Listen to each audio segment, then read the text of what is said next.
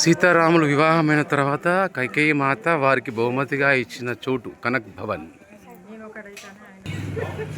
ముచ్చట్లే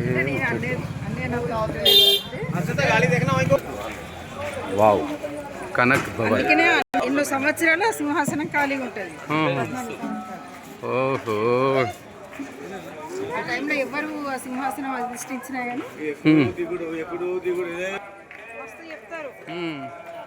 ఎవరితో కాదు అట్లా చెప్పడం. కూడా బాగానే చెప్తారు. అట్లానా? సో కనక్ భవన్ కైకేయి మాత రాముల వారికి గిఫ్ట్గా ఇచ్చిన భవనం. సో అంత ప్రేమున్న కైకేయి మాత రాముల వారిని అడవికి ఎందుకు పంపిందో అతక్కర్ అనేది తెలుసుకుందాం చెప్పిగా. దశరథ మహారాజు కైకేయి అడవిలోకి పోయినప్పుడు పక్షులు మాట్లాడుకునే భాష కైకేయి ఉంటుంది. కేవలం కైకేయి మాతకి పక్షుల భాష అర్థమవుతుంది.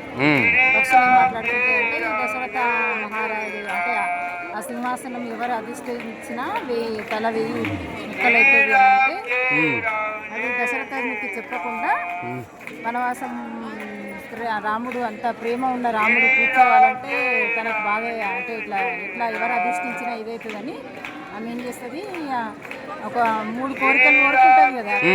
కోరికలలో ఈ ఒక కోరికను కోరుకొని రాముని వనవాసం పంపించాలి. రాముడు లేని భరతుడు కూడా పట్టాభిషేకం చేసిన భరతుడు కూడా కూర్చోడు. సో అట్లా 14 సంవత్సరాలు ఆ సింహాసనం ఖాళీ ఉంటుంది. Very good, super, first time వింటున్నాను.